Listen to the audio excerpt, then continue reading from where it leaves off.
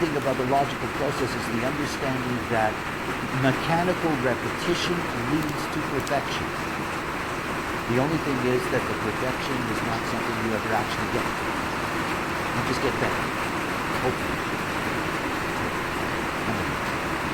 And the thing that kills talent is the lack of identification. You see this in, there are people that go through very talented phases in their lives and suddenly it all falls apart. They stop being able to, they stop being receptors for the creative process. It doesn't seem to work anymore. It's a loss of identification. They didn't use their talent. They just stop being identified. And the moment you stop being identified with it, you stop practicing. And the moment you stop practicing, it's gone. It's so easy. It's gone. So this 9 and 16, they were talking about something very, very fundamental for all of us, and it's not easy. The collective represents, the logical collective represents the only thing that we can truly rely on for certain. And there is nothing more important to a human being than the fact that we have logic. What makes human design something that is so powerful is that it is logical. You can look into it, you can test it, you can check it, you can go through the steps, see the patterns.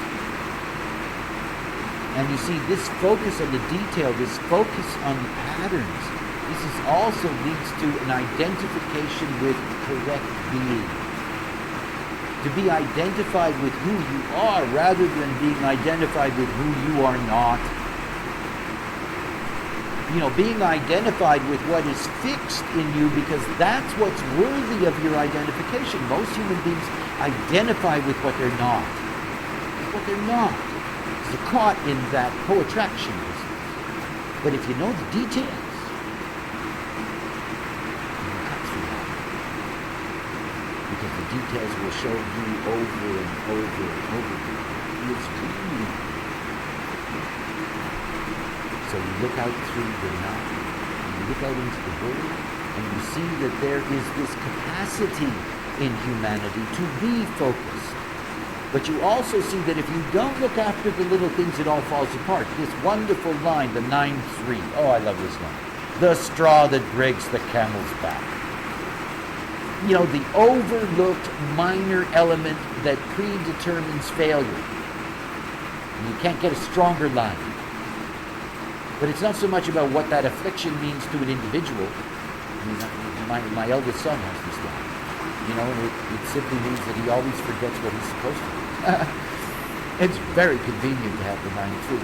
But this straw, that breaks the camel's back, this little tiny, tiny thing.